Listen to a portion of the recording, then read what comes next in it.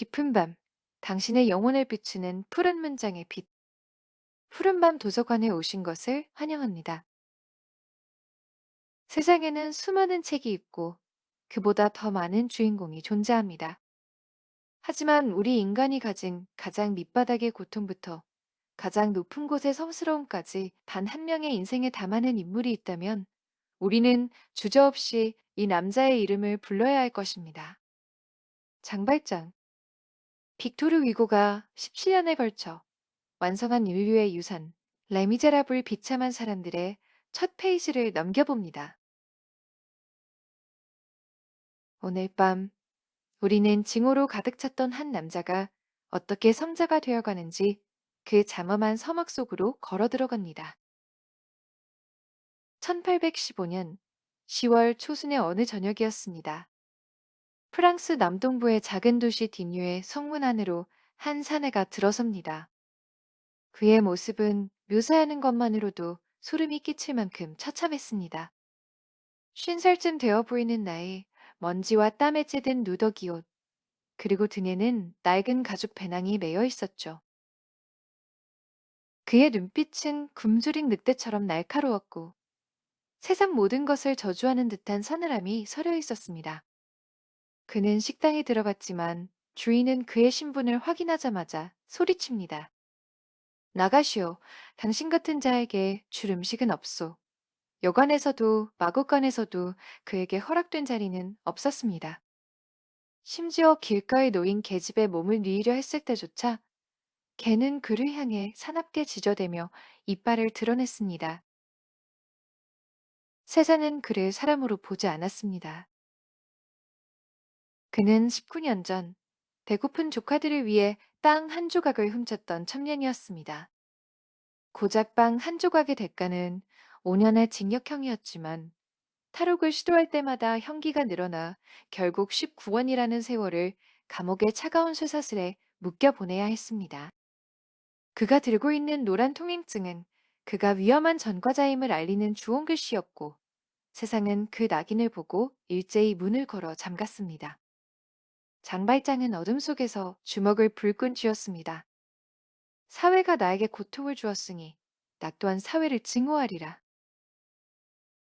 그의 영혼은 감옥에서 단련된 쇠붙이처럼 단단하고 차갑게 식어 있었습니다. 절망에 빠진 그가 마지막으로 두드린 문은 디뉴의 주교 미리엘의 집이었습니다. 주교는 마을에서 성자로 불리는 노인이었습니다.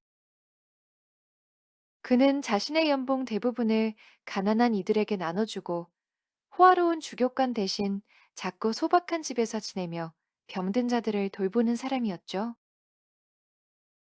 장발장은 거칠게 소리쳤습니다. 보시오, 나는 죄수요. 19년 동안 감옥에 있었단 말이오. 아무도 나를 재워주지 않소. 당신도 나를 쫓아낼 건가요? 하지만 돌아온 주교의 대답은 뜻밖이었습니다. 형제여, 이 집은 내 집이 아니라 예수 그리스도의 집입니다.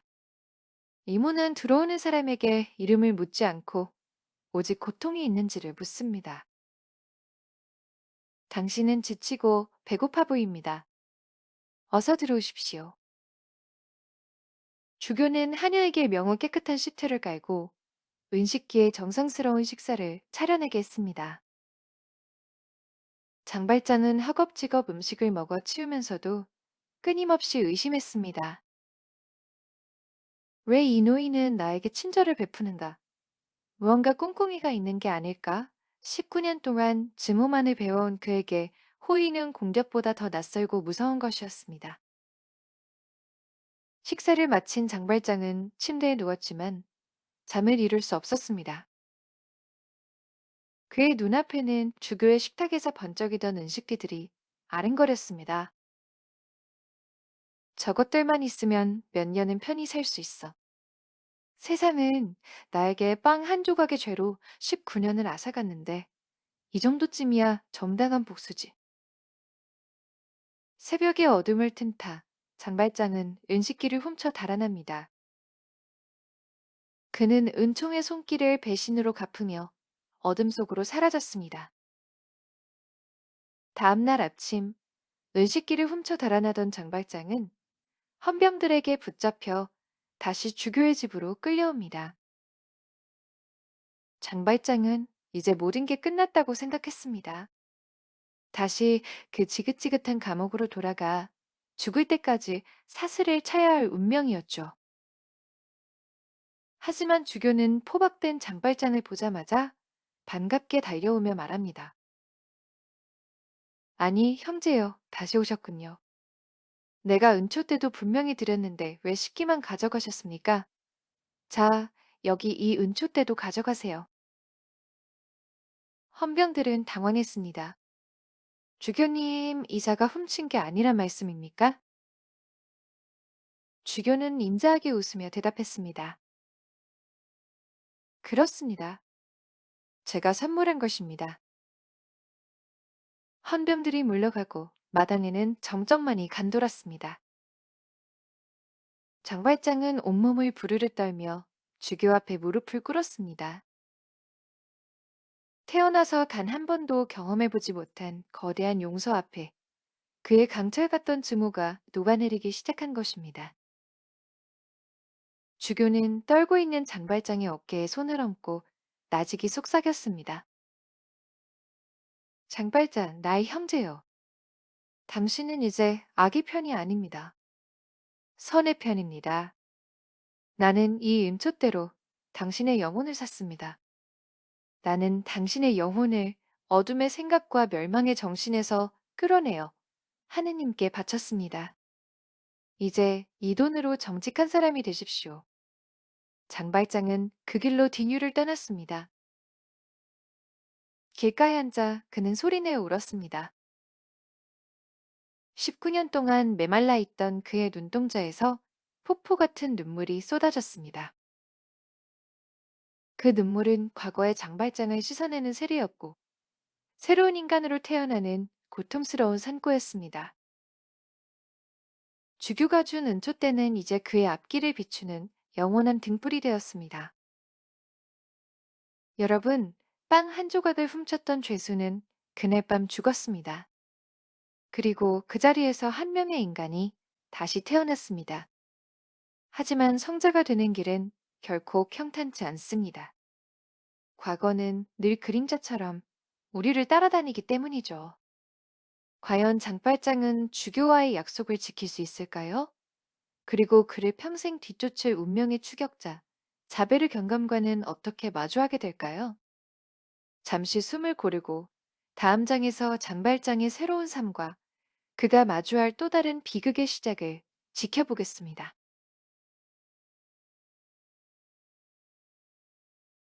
주교의 은촛대를 가슴에 품고 디뉴를 떠난 장발장. 그 후 수년의 시간이 흘렀습니다. 프랑스 북부의 해안 도시 몽트레이유 시르메르에는 어느 날부터인가 기적 같은 변화가 일어나기 시작합니다.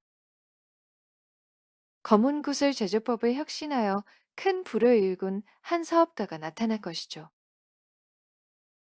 그는 자신의 부를 독점하지 않았습니다.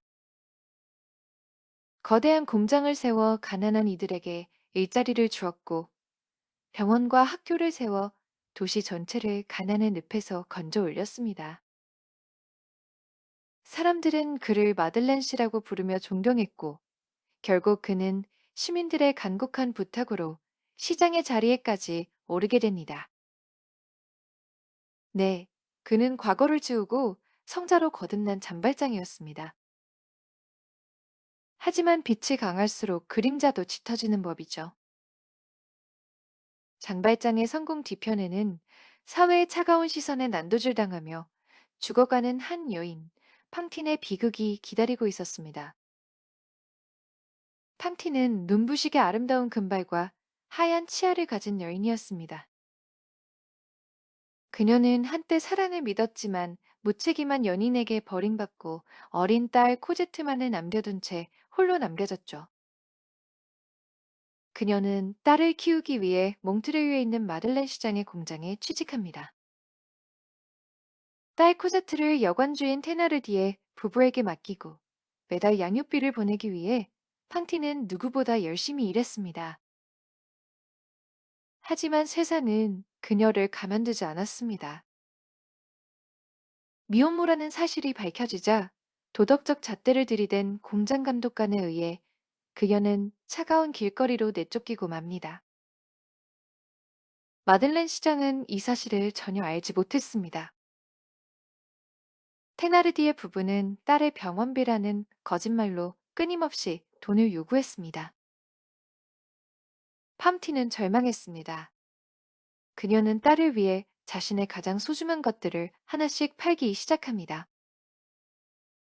먼저 그녀의 자랑이었던 황금빛 머리카락을 잘라 팔았습니다.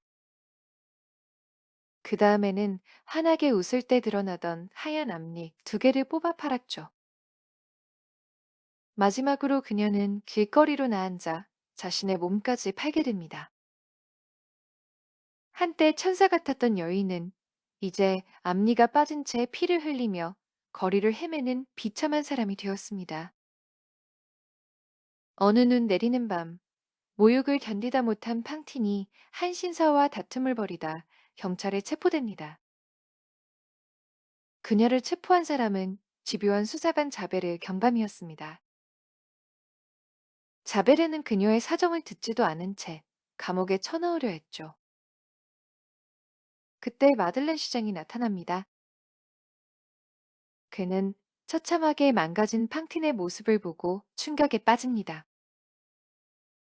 자신의 공장에서 일했던 여인이 자신의 무관심 속에서 이토록 처참하게 무너졌다는 사실에 가슴이 찢어지는 죄책감을 느낍니다. 이 여자를 풀어주시오.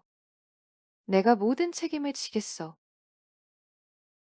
마들렌 시장은 병든 판팅을 자신의 병원으로 데려가 정성껏 돌봅니다.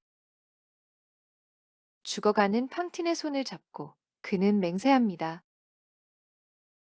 당신의 딸 코제트를 반드시 데려오겠소. 내 목숨을 걸고 그 아이를 지켜주겠소. 하지만 운명의 수레바퀴는 잔인하게 굴러갑니다. 자베르 경감이 마들렌 시장을 찾아와 고백합니다. 시장님, 저는 당신을 장발장이라는 전과자로 의심했습니다. 하지만 진짜 장발장이 다른 곳에서 잡혔다고 합니다. 내일 재판이 열린다고 하더군요. 장발장은 다시 한번 거대한 선택의 기로에 섭니다. 입을 다물면 그는 영원히 존경받는 시장으로 남을 수 있고 판틴과의 약속도 지킬 수 있습니다. 하지만 그렇게 하면 무고한 사람이 자신을 대신해 평생 감옥에서 썩어야 합니다. 그날 밤 장발장은 밤새 자신의 방에서 고뇌하며 서성입니다. 주교의 은촛대가 그를 지켜보고 있었죠. 하나의 영혼을 구하기 위해 또 다른 영혼을 파멸시킬 것인가? 새벽이 밝아오자 그는 결심합니다. 그는 재판이 열리는 아라스로 달려갑니다. 그리고 법정의 문을 열고 들어가 모두가 지켜보는 가운데 자신의 가슴을 치며 외칩니다. 여러분, 저 사람이 장발장이 아닙니다. 내가 바로 장발장입니다. 법정은 찬물을 끼얹은 듯 고요해졌습니다. 그는 스스로 쌓아올린 모든 명예와 안락함을 버리고 다시 쇠사슬을 기다리는 어둠 속으로 제 발로 걸어 들어간 것입니다. 다시 돌아온 병원. 자베르가 그를 잡으러 들이닥칩니다. 충격과 병세 악화로 판티는 마지막 숨을 몰아쉬고 있었습니다. 장발장은 그녀의 귀에 대고 속삭입니다. 당신의 아이는 이제 내가 아버지가 되어 지켜주겠노라고. 팡티는 미소를 머금은 채 눈을 감습니다.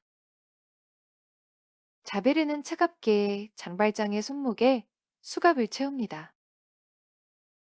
장발장은 감옥으로 끌려가면서도 오직 한 아이, 숲속 여관에서 고통받고 있을 코제트만을 생각합니다. 여러분, 성자가 되기로 한 남자의 앞길은 왜 이토록 험난한 것일까요? 장발장은 과연 자베르의 손기에서 탈출해 어린 코제트를 구해낼 수 있을까요? 푸른 밤의 점적 속에서 다음 장에서는 피보다 진한 사랑으로 맺어진 한 아버지와 딸의 이야기를 들려드리겠습니다.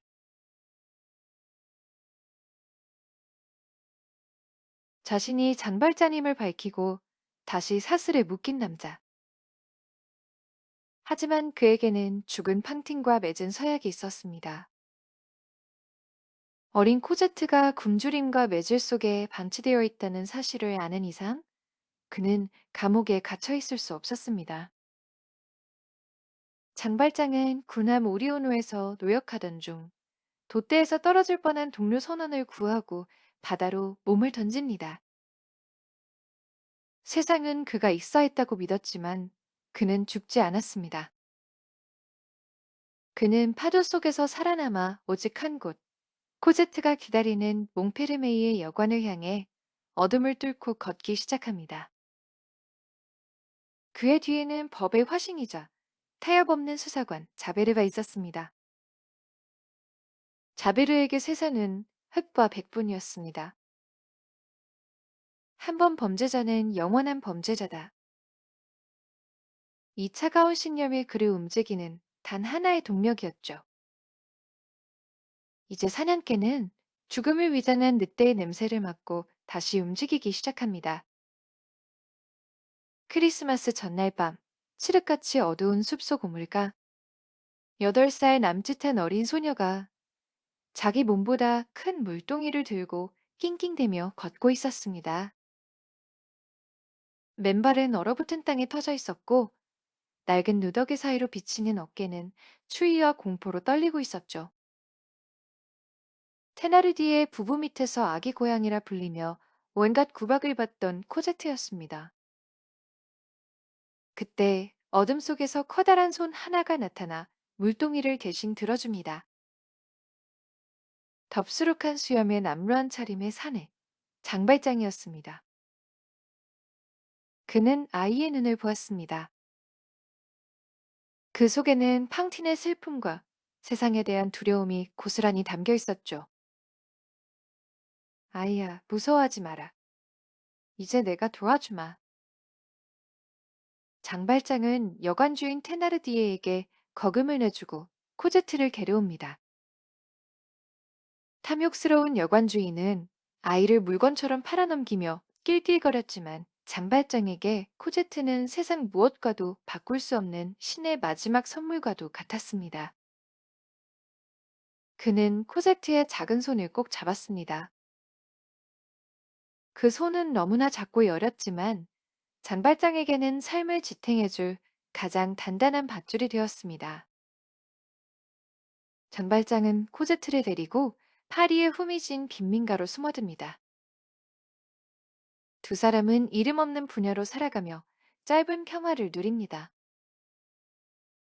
장발장은 코제트에게 글을 가르치고 함께 기도를 하며 난생 처음 가족이라는 온기를 느낍니다.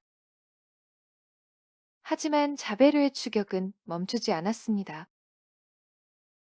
그는 파리의 모든 하숙집과 골목을 뒤지며 장발장의 흔적을 찾아냈습니다.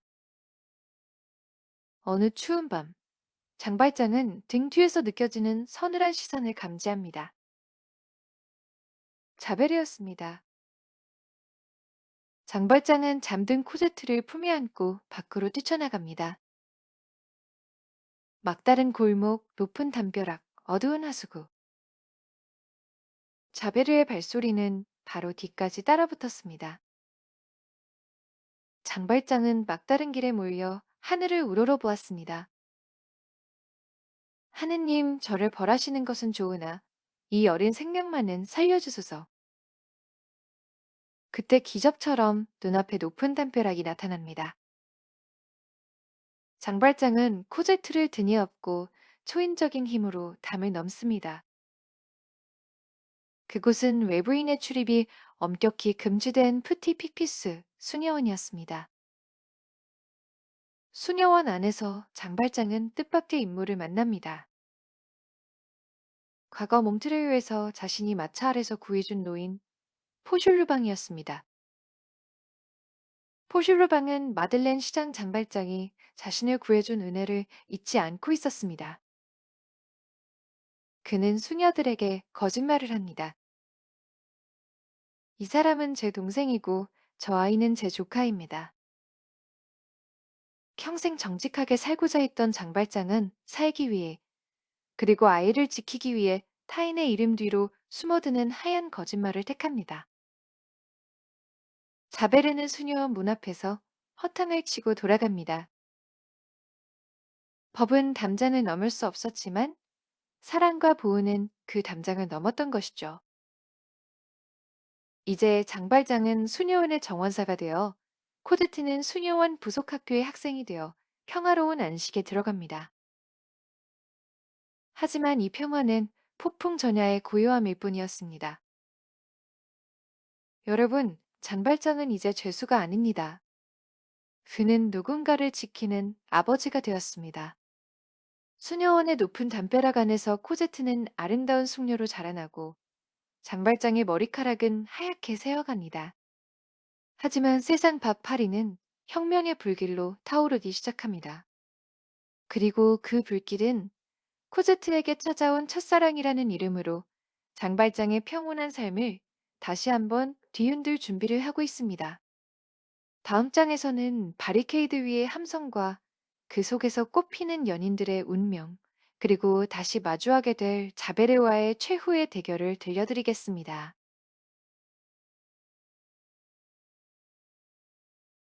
시간은 흘러 1832년 6월, 파리의 공기는 평소와 달랐습니다.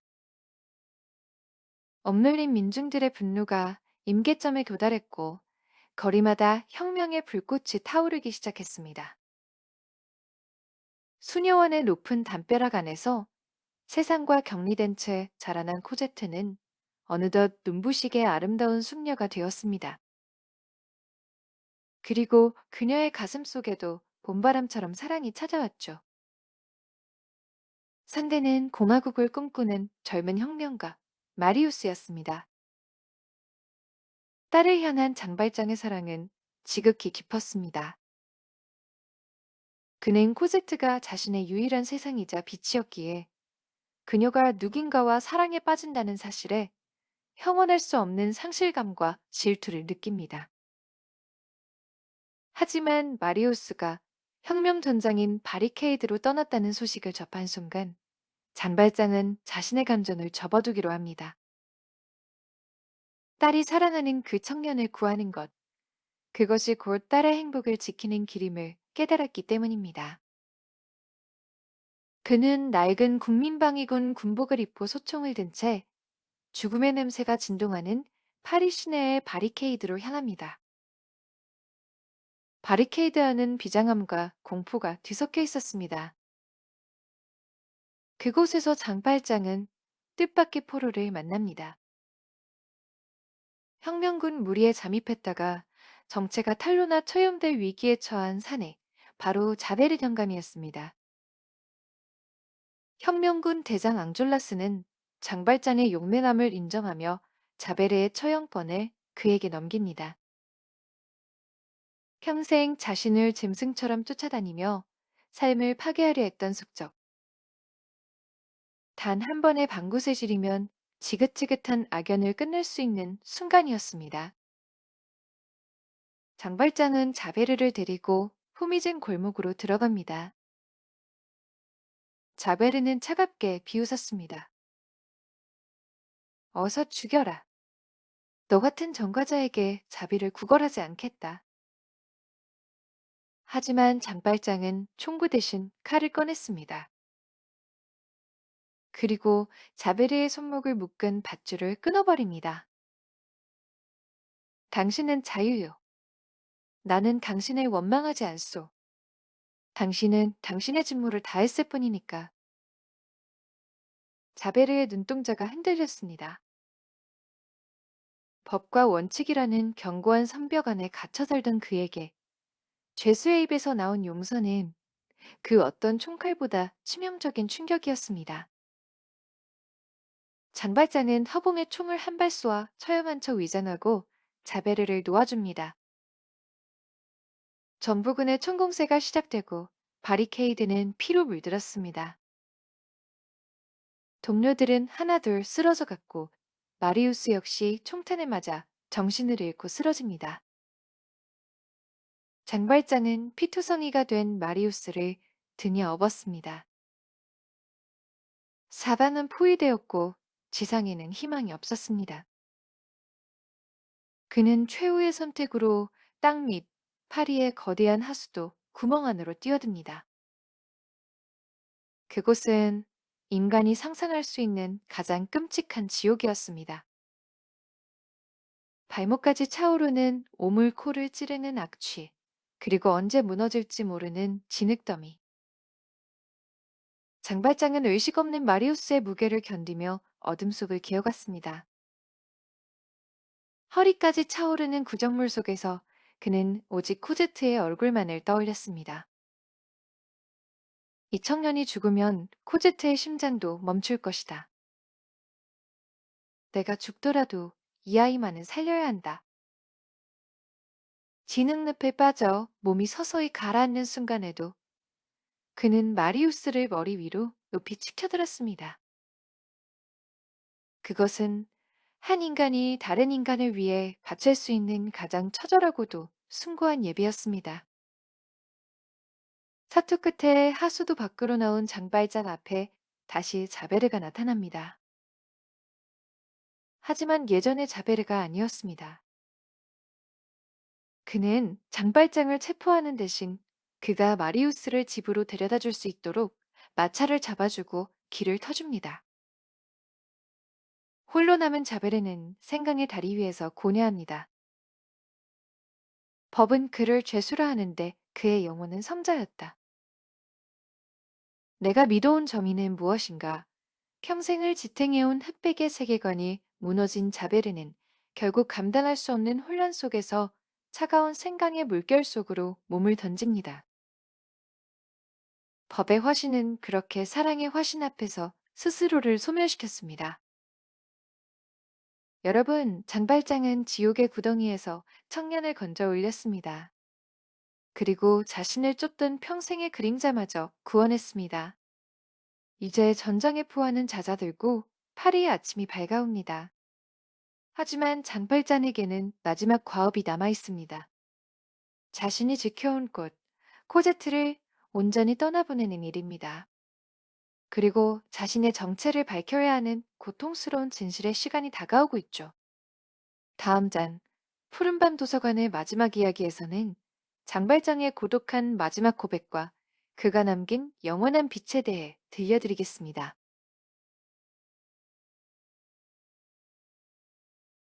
지옥 같던 하수도를 빠져나와 마리우스를 구한 뒤 파리에는 다시 평화가 찾아왔습니다. 마리우스는 코제트의 정성 어린 간호 끝에 기적적으로 깨어났고 두 사람의 사랑은 마침내 결혼이라는 결실을 맺게 됩니다.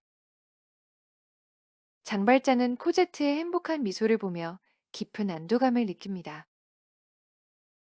자신이 평생을 바쳐 지켜온 작은 꽃이 이제 든든한 나무 곁에서 피어나는 것을 보았으니까요. 하지만 그 기쁨의 이면에는 칼날 같은 고독이 기다리고 있었습니다. 장발장은 결심합니다. 살아가는 딸의 앞날에 전과자 아버지라는 오점을 남기지 않겠노라고. 그는 자신의 정체를 마리우스에게만 고백하고 스스로 어둠 속으로 물러나기로 합니다. 장발장은 코제트에게 자신이 멀리 여행을 떠난다고 거짓말을 합니다. 그는 매일 밤 코제트의 집 근처를 서성이며 창밖으로 새어나오는 불빛을 바라보는 것으로 만족했습니다. 그 아이가 행복하다면 나는 잊혀져도 좋다. 이것이 그가 신에게 바친 마지막 기도였습니다. 하지만 마리우스는 처음에 장발장을 오해했습니다. 그가 범죄자라는 사실에 겁을 먹고 코제트와 그를 멀어지게 했죠. 장발장의 몸은 급격히 쇠약해졌습니다. 평생을 도망치고 투쟁하고 누군가를 업고 달렸던 그의 육체는 이제 한계에 다다랐습니다. 그는 낡은 방에 홀로 누워 주교에게 받았던 그 은촛대 두 개에 불을 밝히고 마지막 숨을 고릅니다. 그때 뒤늦게 모든 진실을 알게 된 마리우스가 코제트의 손을 잡고 장발장의 방으로 달려옵니다. 자신을 하수도에서 구한 생명의 은인이 다름 아닌 장발장이었음을, 그리고 그가 팡틴과 코제트를 위해 평생을 어떻게 희생했는지를 마침내 깨달은 것입니다. 아버지, 저희가 왔어요. 제발 눈을 떠보세요. 코제트의 울음 섞인 목소리에 장발장은 천천히 눈을 떴습니다. 이미 죽음의 그림자가 드리운 그의 얼굴에 천사 같은 미소가 번졌습니다. 그는 떨리는 손으로 코제트와 마리우스의 손을 하나로 모았습니다. 아이들아, 울지 마라. 나는 지금 아주 행복하단다. 서로 사랑하거라. 세상엔 오직 서로 사랑하는 것 외에 아무것도 없단다. 장발자는 팡틴의 이름을 나직이 부르며, 그리고 자신에게 빛을 주었던 미래의 주교를 떠올리며 조용히 고개를 떨구었습니다. 은초대의 불빛이 마지막으로 한 번 일렁이다가 이내 성스러운 정적 속으로 잦아들었습니다. 그의 유언대로 파리의 한 공동묘지 구석에 작은 묘비 하나가 세워졌습니다. 그곳에는 이름도 날짜도 찬사도 적혀 있지 않았습니다. 그저 누군가가 연필로 접어놓은 짧은 시의 한 구절만이 비바람에 씻겨 내려가고 있을 뿐이었죠. 그는 살았노라. 운명이 그에게서 천사를 앗아갔을 때 그는 죽었노라. 낮이 지나면 밤이 오듯 그저 그렇게 일어난 일이로다. 장발자는 죄수로 태어나 성자로 죽었습니다. 그는 법을 어겼으나 양심을 지켰고 세상에 버림받았으나 세상을 품었습니다. 푸른 밤의 정적 속에서 그의 이야기가 우리에게 묻습니다. 당신의 가슴 속에는 누군가를 위해 밝힐 은촛대가 남아있느냐고. 푸른밤 도서관의 첫 번째 대장정, 레미제라블의 이야기는 여기서 끝이 납니다. 장발장의 묘비 위로 쏟아지는 별빛이 여러분의 밤에도 따스하게 내려앉기를 바랍니다. 긴 시간 함께 해주셔서 감사합니다. 당신의 밤이 고전의 깊은 여운으로 평온하기를. 지금까지 푸른밤 도서관이었습니다. 안녕히 주무세요.